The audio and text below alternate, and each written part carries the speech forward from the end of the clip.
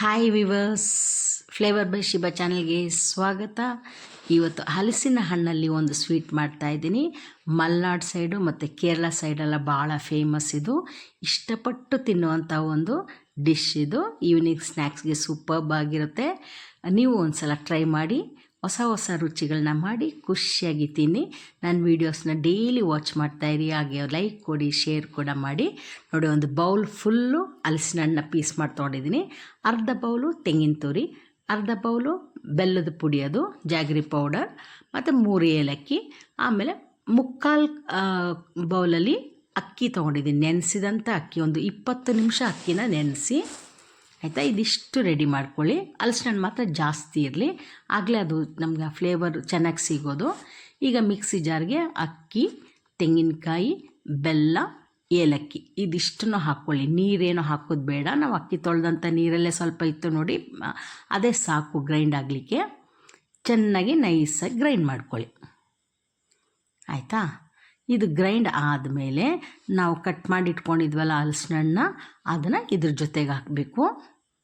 ನೀರು ಹಾಕಬಾರ್ದು, ಅದ್ರ ಜೊತೆಗೆ ಹಾಕಿ ಮತ್ತೆ ಗ್ರೈಂಡ್ ಮಾಡಿ. ಆಗ ಈ ಥರ ತಿಕ್ಕಾಗಿ ಸಿಗುತ್ತೆ, ಆಯಿತಾ. ಈಗ ಒಂದು ಪಾತ್ರೆಯಲ್ಲಿ ನೀರಿಡಿ, ಆ ನೀರು ಕುದೀತಾ ಇರಲಿ. ಅಷ್ಟರಲ್ಲಿ ಅದ್ರ ಮೇಲೆ ತೂತಿನ ಪಾತ್ರೆ ಇಡಬೇಕು. ಇಟ್ಬಿಟ್ಟು ಈಗ ಹೆಂಗೆ ಅದು ಫೋಲ್ಡ್ ಮಾಡಿ ಇಡೋದು ಅಂತ ತೋರಿಸ್ತೀನಿ. ಬಾಳೆ ಎಲೆಲ್ಲ ಹಾಕಿದರೆ ಭಾಳ ಚೆನ್ನಾಗಿರುತ್ತೆ, ಅದ್ರ ಘಮ ತುಂಬ ಚೆನ್ನಾಗಿ ಅನಿಸುತ್ತೆ. ಹಲಸಿನಣ್ಣದು ವಾಸನೆಗೂ ಬಾಳೆ ಎಲೆದು ಫ್ಲೇವರ್ಗೂ ಆ ಸ್ವೀಟೇ ಒಂಥರ ಟೇಸ್ಟಿಯಾಗಿ ಅನಿಸುತ್ತೆ. ಈ ಥರ 4 ಫೋಲ್ಡ್ ಮಾಡ್ಕೊಳ್ಳಿ. ಆಚೆ ಈಚೆ 2 ಮಡಚ್ಬಿಟ್ಟು ಇದು 4 ಸೈಡು ಫೋಲ್ಡ್ ಮಾಡಿ ಉಲ್ಟ ಮಾಡಿಬಿಟ್ಟು ಆ ತೂತಿನ ಪಾತ್ರೆ ಮೇಲೆ ಇಡಿ, ಅದರೊಳಗಡೆಗೆ ಇಡಿ. ಎಲ್ಲವನ್ನು ಈ ಥರ ಫೋಲ್ಡ್ ಮಾಡಿ ಇಟ್ಕೊಳ್ಳಿ. ಅದು ಆವಿಲಿ ಬೇಯುತ್ತೆ ನೋಡಿ. ಬೇಯುವಾಗ ಆ ಬಾಳೆ ಎಲೆದು ಎಲ್ಲ ಅದ್ರ ಸ್ಮೆಲ್ಲು ಮತ್ತು ಇದ್ರದ್ದು ಹಲಸಿನ ಹಣ್ಣು ಬೆಲ್ಲದ್ದು ಅದೆಲ್ಲ ಒಂಥರ ಒಳ್ಳೆ ಫ್ಲೇವರ್ ಅನಿಸುತ್ತೆ. ಈಗ ಬೆಂದಿದೆ.